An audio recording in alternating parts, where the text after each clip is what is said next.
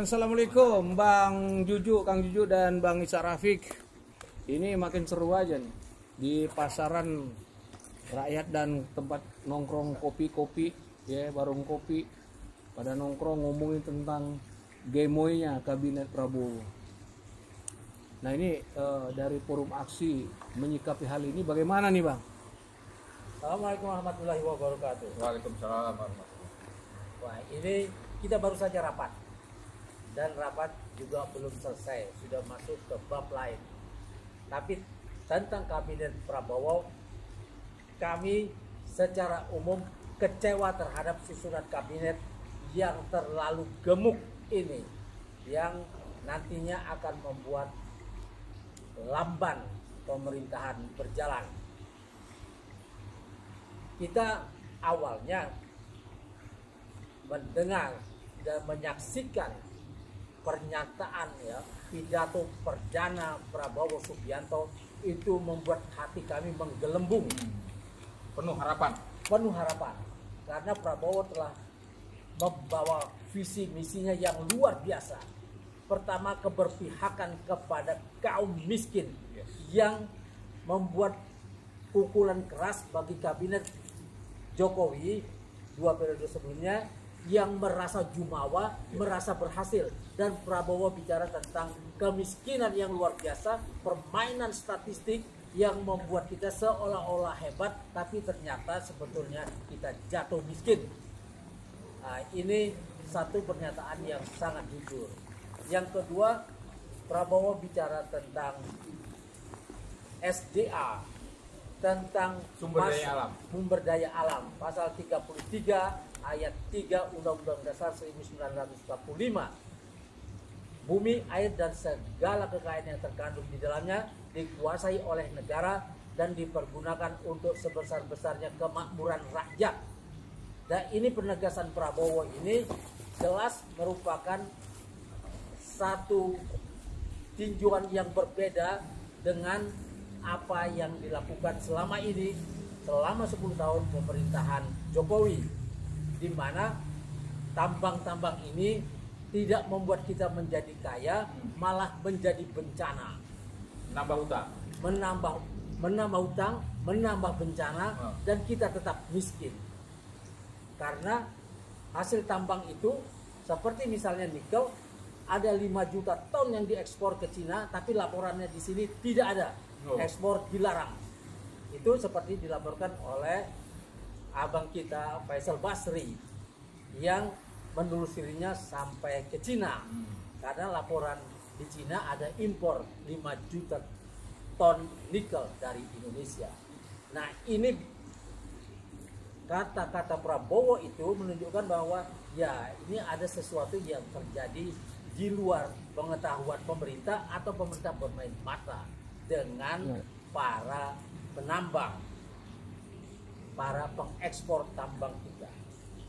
Nah, inilah yang membuat kita ya melihat susunan kabinet yang dibangun Prabowo ini mengecewakan. Karena apa?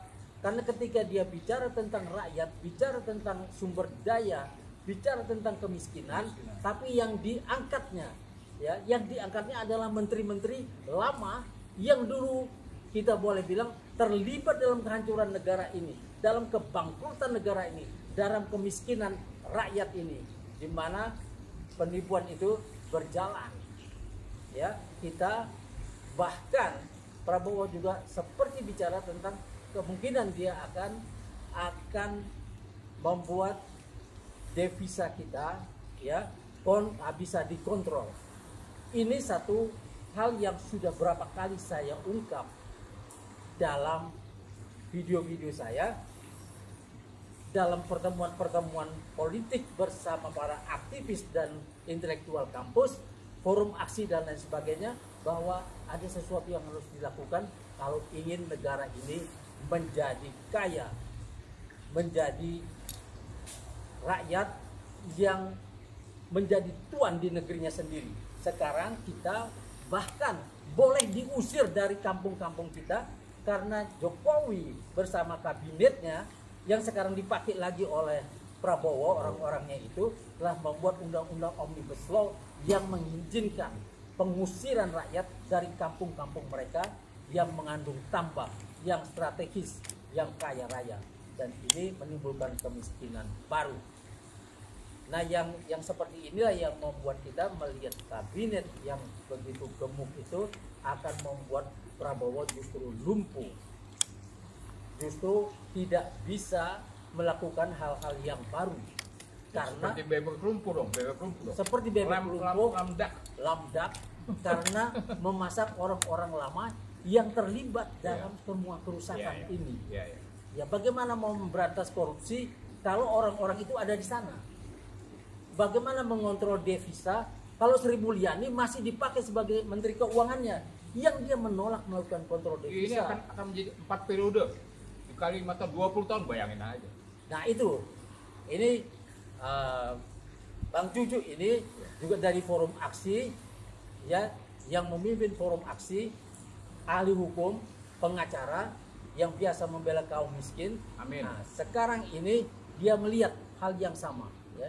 Dia melihat bahwa ini melumpuhkan kabinet yang dibangun oleh Prabowo ini. Lebih banyak usulan Jokowi masuk, artinya independensi, ya, artinya hak prerogatif presiden itu dikacaukan oleh tekanan Jokowi, dikebiri. Mungkin caranya halus sehingga Prabowo tidak tahu bahwa dia sedang diarahkan untuk memasang orang-orangnya Jokowi yang justru nanti akan mempersulit dirinya. Mungkin Mas Juju ada tanggapan atau ada sesuatu yang mau disampaikan juga, silakan. Assalamualaikum warahmatullahi wabarakatuh. Terima kasih rekan saya Ustaz Rafiq. Ya, kami ini dari Forum Aksi. Panjangannya adalah Forum Alumni Kampus seluruh Indonesia. Jadi dari berbagai alumni baik di Jakarta atau di Jawa, Sumatera maupun Kalimantan ke Sulawesi. Ya, begitu. Komunitas kami terdiri dari 250 member lebih, kira-kira. Kami mewakili mereka. Jadi kalau bincang-bincang kita tentang topik hari ini yang masih sangat hangat, jadi belum seminggu ya, kabinet baru kita dibentuk dan dilantik oleh Presiden Prabowo Subianto. Seperti apa disinggung oleh rekan saya Rafiq, bahwa ternyata harapan kita menjadi harapan apa ya namanya? Harapan palsu. Semu. Ya, betul, harapan semu yang tadi kita sudah berharap sedemikian besar terhadap kabinet Prabowo yang baru, tapi nyatanya, faktanya seperti diungkap oleh rekan saya tadi, bahwa susunan kabinet yang boleh dikatakan sebagai kabinet gemuk, gitu, kabinet gedut, gitu kan, dimana kabinet Soekarno saja kan itu cuma sekitar 100 orang. Nah, sementara yang sekarang ini 100 orang lebih, begitu ya. Dan kalau kita bandingkan negara maju, apakah itu Amerika, apakah itu Cina, apakah itu Australia, mereka itu rata-rata paling banyak sekitar 50 sampai 60 orang saja. Jepang cuma 14, nah, dan Amerika juga 14. Jauh sekali perbandingannya. Nah, kita melihat seperti itu faktanya. Dan tadinya kita juga berharap sesuatu yang harapan besar dari rakyat ya, terhadap komposisi kabinet dan kinerja kabinet itu. Tapi ternyata tidak disinggung bahwa kabinet itu saya hitung ada 15 orang lebih, di mana direkrut kembali personal-personal yang pada waktu eranya Jokowi yang kita anggap prestasinya minus begitulah ya. Sebagai contoh tadi disinggung misalnya menteri yang sangat penting, yaitu tentang keuangan, Sri Mulyani ya, begitu ya, angkatnya doktor keuangan yang dari ahli dari Amerika Serikat. Tapi kita lihat track recordnya selama 3 periode ini tidak membawa juga perbaikan kesehatan pada rakyat, dan menumpuk lebih besar lagi hutang gitu. Dan harapan apa yang kita akan taruh di pundaknya Sri Mulyani ke depan ini gitu. Itu contoh lagi. Dan tentu banyak lagi menurut kita adalah personal yang sungguh tidak mumpuni karena kita harapkan untuk periode kabinet Prabowo ke depan. Dan kita melihat seperti ada apa ini dengan presiden baru kita, seorang Prabowo. Kok tampaknya ada tanda kutip ada tangan-tangan apa istilahnya, tangan-tangan yang terselubung invisible hand, bahasa begitu, bahasa kerennya begitu, dalam pembentukan kabinet ini. Sampai 1-2 hari sebelum diumumkan pun juga masih perubahan, yaitu contohnya misalnya siapa yang paling senior itu paling senior jenderal Luhut Pangaribuan ya, Luhut Binsar Luhut Binsar Panjaitan ya. Kita sudah tahu persis ya, kita tahu bahwa bagaimana kinerja beliau di periode yang lalu ya. Yang ada adalah beliau sangat dekat dengan Cina dan urusan bisnis pribadinya sedemikian kentara, sebagai menyolok begitu ya, kepentingan pribadinya. Nah ini direkrut lagi dan mendapat jabatan yang sangat penting. Sekarang satu dua jabatan Dewan Ekonomi Nasional. Dewan Ekonomi Nasional terakhir kali. Jadi apa harapan rakyat terhadap kabinet seperti ini? Begitu. Belum lagi ya saya bisa singgung ada urusan bagaimana tadi rekan bisa menyinggung tentang kesalahan selama ini Jokowi 2 periode itu. Kita berharap, kita bukan harap, kita harus bisa menghukum Joko Widodo dan juga anaknya, karena anaknya sudah pasti ya, sudah jelas maksud saya disenyalir membuat pelanggaran hukum secara pidana ya, dari mulai dia masuk sebagai calon wakil presiden sampai dengan jadi wakil presiden. Ini persoalan Pupu Papa itu tidak pernah akan hilang dari dirinya seperti itu. Ini target buat rakyat Indonesia, buat kita aktivis adalah bagaimana Joko Widodo tetap bertanggung jawab sehingga bisa dihukum, termasuk juga bagaimana anaknya putranya si Gibran ini begitu. Bang Sarapik, apa menurut Bang Sarapik ini Prabowo ini membentuk kabinet ini sebagai test the water atau nanti akan berkelanjutan ya menteri-menteri ini? Ya itu pertanyaan yang bagus sekali. Prabowo ada memang pikiran seperti itu, bahwa Prabowo menerima saja apa yang diusulkan oleh Jokowi, nanti dalam perjalanan waktu akan dipereteli satu-satu karena kinerjanya akan terbukti jeblok. Tapi itu bisa bermata dua, seperti pisau bermata dua. Bisa juga ya Prabowo yang lumpuh akibat memasang orang-orang itu terlalu banyak. Kalau 1-2 mungkin akan mudah diresapel. Tapi kalau sampai 30-40 orang itu membuangnya akan sangat sulit. Dan orang-orang ini akan membuat kerajaan baru yang menyulitkan Prabowo. Yang kedua, kasus-kasus yang sudah berjalan ya, seperti pencucian uang 349 triliun di Kementerian Keuangan itu tidak akan bisa diusut karena menterinya masih yang sama. Yang dari dulu tidak mau mengusutnya. Juga penggangsiran duit pajak yang dipakai hidup mewah oleh petugas pajak itu tidak akan terungkap lagi. Lalu ada penyelundupan emas ya senilai 189 triliun pada tahun 2020 dan tahun 2017-nya 180 triliun. Dan secara hukum sudah ada yang sidangkan, yaitu PT Timah. Tapi kan itu hanya bagian kecil saja. Iya, itu PT Timah juga. Ya kita melihat bagaimana Jokowi membuat benturan antara Kejaksaan Agung yang sedang menyelidiki korupsi di PT Timah 271 triliun, di mana PT Timah sebagai BUMN menjadi ya penampung dari produksi penambang ilegal. Ini kejahatan terhadap negara yang luar biasa, dan ketika Jaksa Agung mau menyelidikinya, mau membawanya ke pengadilan, dia dibenturkan dengan Densus 88 di bawah kepolisian. Dan ini benturan antar lembaga ini sebetulnya tidak boleh terjadi. Dan lucu sangat terjadi ya di Indonesia ini, di mana mereka bertemu secara fisik, ya saling menjegal begitu ya. Tadi Densus dengan pihak kejaksaan, ini kan aneh itu. Dalam proses penyidikan hukum, kemudian mereka bisa saling menjegal begitu. Iya, dan ini bukan yang pertama ya. Sebelumnya sudah pernah KPK dibenturkan dengan polisi. Iya, betul. Di mana ketua KPK waktu itu Abraham Samad dan Bambang Wijoyanto sampai dikejar-kejar oleh polisi untuk ditangkap seorang pejabat negara ya yang diperlakukan buruk seperti itu, dan akhirnya memang semuanya diganti oleh Jokowi, dan kita mendapati bagaimana KPK ya kemudian dilumpuhkan oleh Jokowi pada akhir periode pertama. Dan jangan lupa pada era Jokowi juga ya, mantan ketua KPK Jenderal Polisi siapa? Yang sekarang Firly. Karnavian. Firly Bahuri. Ya. Itu status hukum beliau, walaupun beliau sudah tersangka ya tidak jelas juga karena dibiarkan berkeliaran, kan aneh ya, tidak ditahan sudah hampir 1 tahun. Tapi kalau ini menimpa orang biasa, orang awam, wah 1-2 hari pun dikejar, dimasukin ke bui. Iya.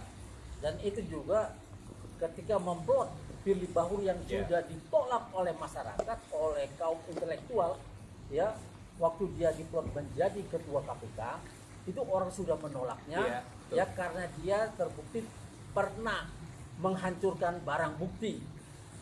Nah, orang seperti ini menjadi ketua KPK, dan kemudian ketika dia punya kasus, dia tidak ditangkap dan dia bisa merusak barang bukti juga. Nah, sebetulnya harus ditangkap dalam urusan ini.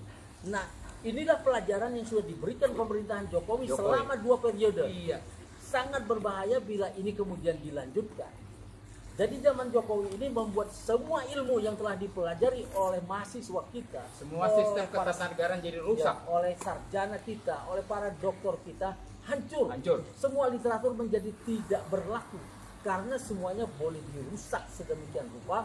Ya, konstitusi negara boleh dirusak dalam urusan bagaimana membuka jalan buat Gibran misalnya untuk menjadi cawapres. Itu dimainkan sedemikian rupa. Kemudian Kaisang yang kemudian digagalkan oleh MA, tapi sudah ada percobaannya. Ya, betul. Dan yang lain-lain juga seperti itu. Bagaimana semua yang dipelajari di kampus itu menjadi tidak berlaku, dan orang-orang mulai menyenangi untuk mengangkat anak-anaknya. Hampir semua partai akhirnya membangun satu sistem baru yang namanya sistem dinasti, dan ini akan membuat seluruh orang di dunia tertawa, ya, terpingkal-pingkal terhadap Indonesia yang mundur 1000 tahun. Silakan. Ya, sebagai contoh tadi disinggung seorang Kaisang, baru 1 hari ya dilantik atau disumpah sebagai wakil presiden sudah bisa menerima perwakilan negara lain, yaitu Perdana Menteri Cina dan Korea, begitu ya. Beliau seolah-olah menyalip gitu kan posisi Presiden Prabowo. Ini ada apa sebetulnya? Ya, hal-hal seperti ini perlu kita amati ya, begitu ya. Seorang wakil presiden yang baru saja dilantik 1 hari sudah diberikan peluang untuk itu. Dan di mana peran Prabowo Subianto dalam hal ini? Ini kemudian yang paling penting lagi ya, saya ulangi lagi bahwa kasus Joko Widodo, kasus hukumnya ya terhadap kinerja pemerintah selama 10 tahun ini, dan kasus anaknya ya Gibran Raka Buming Raka itu ya, jangan dilupakan itu di depan mata kasus itu, dan yang bersangkutan harus diusut secara tuntas secara hukum tanpa pandang bulu, tanpa pandang waktu, harus secepatnya diusut begitu.